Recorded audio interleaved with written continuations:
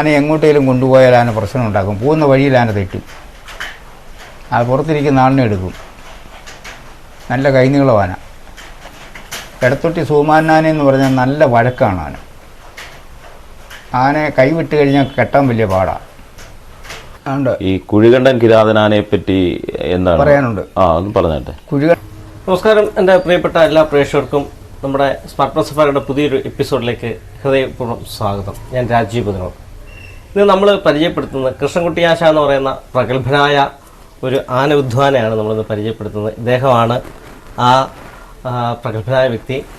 ഇദ്ദേഹത്തിൻ്റെ ഒരു 50 വർഷക്കാലമായിട്ടുള്ള ആനയുമായിട്ടുള്ള ഒരു സഹവാസവുമായി ബന്ധപ്പെട്ട് ധാരാളം കഥകൾ നമ്മളിലേക്ക് പറയാനുണ്ട്.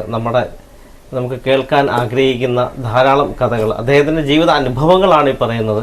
അപ്പോൾ ഈ അനുഭവ കഥകളാണ് സ്മാർട്ട് പ്ലസ് സഫാരി ഇന്ന് നമ്മുടെ പ്രിയപ്പെട്ട പ്രേക്ഷകരിലേക്ക് എത്തിക്കുന്നത്. എല്ലാവർക്കും വേണ്ടിയിട്ട് ഞാൻ അദ്ദേഹത്തെ സ്വാഗതം ചെയ്യുകയാണ്. നമസ്കാരം. നമസ്കാരം. അടുത്തത് നമുക്ക് മറ്റൊരു ആനയെ പറ്റിയാണ്. ഈ കുഴികണ്ഠൻ കിരാതനാനെ പറ്റി എന്താണ് പറയാനുണ്ട്? ഒന്ന് പറഞ്ഞാട്ടെ. കുഴികണ്ഠൻ കിരാതനാന നല്ല ആനയായിരുന്നു. ബോലക വഴക്കാന. ഈ കുഴികണ്ഠൻ കിരാതനാന മൂവാറ്റുപുഴയിലുള്ള ആനയാണ്. കുഴികണ്ഠത്തിൽ നിന്ന് ആന ഒരു പ്രശ്നമുണ്ടാക്കി നിന്നപ്പോഴേ ആന കൈവിട്ടു കഴിഞ്ഞപ്പോൾ പല ആനപ്പാപ്പന്മാരും വന്ന് ആനയെ കെട്ടാൻ. ആനയെ ഒരു കാരണവശാലും കെട്ടാൻ ഒക്കുന്നില്ല. അങ്ങനെ കായംകുളംകാരനൊരു പയ്യൻ, ആ പുള്ളിയുടെ പേര് രാധാകൃഷ്ണൻ എന്ന് പറയും, വട്ടിലെ രാധാകൃഷ്ണൻ എന്നാണ് അറിയപ്പെടുന്നത്. അയാൾ വന്ന് കോലുമായിട്ട് ആനയെ കയറി നേരിട്ടു. അയാളെ ആനയെ ഓടിച്ച് അയാളൊരു കല്ലുവട്ടാൻകുടി ചാടി. കല്ലുവട്ടാൻകുടി നിന്നുകൊണ്ട് ആന ഇടിച്ച് ആന തടിയിലിരുത്തി. അങ്ങനെയാണ് കുഴികണ്ഠൻ കിരാതനാനെ വെട്ടിലെ രാധാകൃഷ്ണൻ കായംകുളംകാരൻ ആനയെ കെട്ടുന്നു. പക്ഷെ ഞാൻ വന്ന് പോയിട്ടുണ്ടായിരുന്നു കെട്ടാനായിട്ട്. ഞാൻ ചെല്ലുമ്പോൾ ആനയെ കെട്ടിക്കഴിഞ്ഞു. ഞാനന്ന് കല്ലൂണി രാമൻ നായരുടെ കൂടെ നിൽക്കുക. അന്ന് ഇളംകുളം ചേച്ചിയുടെ ഗംഗാരനാനെ കയറുക. ഗംഗാരനായരുടെ അടിച്ചെഴുകാരനാണ് ഞാൻ, കൂടെ നിൽക്കുന്ന ആളാണ് ഞാൻ. കല്ലൂണി രാമൻ നായരുടെ മൂത്ത മോന ഇളംകുളം ചേച്ചിയുടെ ആന കയറുന്നത്. അതിൻ്റെ കൂടെ ഞാൻ നിൽക്കുമ്പോഴാണ് ഈ കുഴികണ്ഠൻ പ്രശ്നം ഉണ്ടാക്കുന്നത്. അങ്ങനെ ഞാൻ അതിനെ കെട്ടാനൊന്ന് പോയെന്നുള്ളേ ഉള്ളൂ. അതിൻ്റെ കൂടെ ആനയെ അങ്ങനെ സ്ഥിരമായിട്ട് നിന്നിട്ടില്ല. അതാണ് കുഴികണ്ഠൻ. കൊട്ടാരക്കര ചെപ്ര കൃഷ്ണപിള്ളയുടെ ഒരു ആന ഉണ്ടായിരുന്നു. ആ ആനയെപ്പറ്റി അറിയാമോ? ആ ആനയെപ്പറ്റി അറിയാം. അതൊരു പിടിയാനയായിരുന്നു, ലക്ഷ്മിയാന.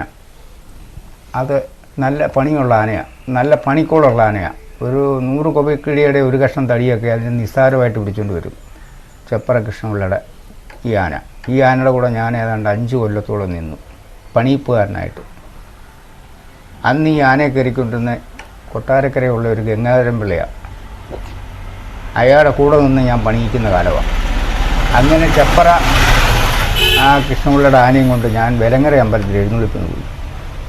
വെലങ്ങര അമ്പലത്തിൽ എഴുന്നള്ളിപ്പിന് പോയപ്പോൾ ഒരു റോഡ് സൈഡിൽ ഒരു പനയുണ്ട്. അപ്പോൾ ആ വീട്ടുകാരനോട് ചോദിച്ച് ആ പനയിലെ 2 കൈ വെട്ടിക്കോട്ടെ. അയാൾ പറഞ്ഞ് ഞങ്ങൾ കണി കാണാൻ നിർത്തിയേക്കുന്ന തരത്തിലെന്ന് പറഞ്ഞു. വെലങ്ങര അമ്പലത്തിൽ എഴുന്നള്ളിപ്പം കഴിഞ്ഞ് വന്നത് ഞങ്ങൾ വീണ്ടും അച്ചൻകോയി പണിക്ക് പോകാനായിട്ടാണ്. വരുന്ന വഴിക്ക് രാത്രി ഞങ്ങൾ കയറി ആ പനം കൈ വെട്ടി. ഞാനാ കയറിയത്. വെട്ടി കയറെ കെട്ടിയിറക്കി ഞങ്ങൾ ആ പനം കൈ കൊണ്ടുവന്നു. അങ്ങനെ കുന്നിക്കോട് ചന്തയെ കൊണ്ടുവന്ന് നിർത്തി. ഈ പനം കൈ ആനയ്ക്ക് ഇട്ടുകൊടുത്തു. അങ്ങനെ അവിടെ കിടന്ന് വെളുപ്പനെ ആനയെ വിട്ടുപോയി അച്ചൻകോയിൽ പണിക്ക്. ചെപ്പറ ആനയിൽ ഞാൻ 5 കൊല്ലത്തോളം ഉണ്ടായിരുന്നു. ഈ 5 കൊല്ലം ചെപ്പറപ്പിടിയാനെയാണ് ഞാൻ പണിയിച്ചുകൊണ്ടിരുന്നത്. അങ്ങനെ ഇരിക്കുമ്പോഴാണ് കുറ്റിക്കാട്ട് ചന്ദ്രൻപിള്ളയുടെ ബാലകൃഷ്ണ ആനയെ ഞാൻ പോകുന്നത്.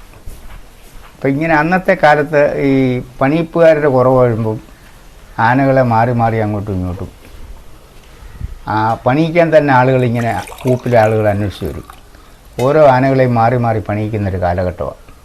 കോട്ടയം ജില്ല തൊട്ടിങ്ങോട്ട് നമ്മുടെ തെക്കൻ കേരളത്തിലേക്ക് വരികയാണ്. അപ്പം അവിടെയുള്ള അന്നത്തെ കാലത്തെ നല്ല ആനക്കാരുടെ പേരുകൾ അറിയാം? നമസ്കാരം എൻ്റെ പ്രിയപ്പെട്ടവരെ. സ്മാർട്ട് പ്ലസ് സഫാരിയുടെ ഈ എപ്പിസോഡിൽ നമ്മളോടൊപ്പം ഉണ്ടായിരുന്നത് കൃഷ്ണൻകുട്ടി ആശാനാണ്. അദ്ദേഹം ഒരു 50 വർഷക്കാലത്തെ അദ്ദേഹത്തിൻ്റെ ജീവിതത്തിൻ്റെ 50 വർഷക്കാലം ആനകളുടെ ഒപ്പമായിരുന്നു ജീവിച്ചത്. അദ്ദേഹം ആനയെ അത്ര നെഞ്ചോട് ചേർത്ത് ഒരാളാണ്. അപ്പോൾ അതുപോലെ തന്നെ ആനയെ സ്നേഹിക്കുകയും ചെയ്ത ഒരു വ്യക്തിയാണ്.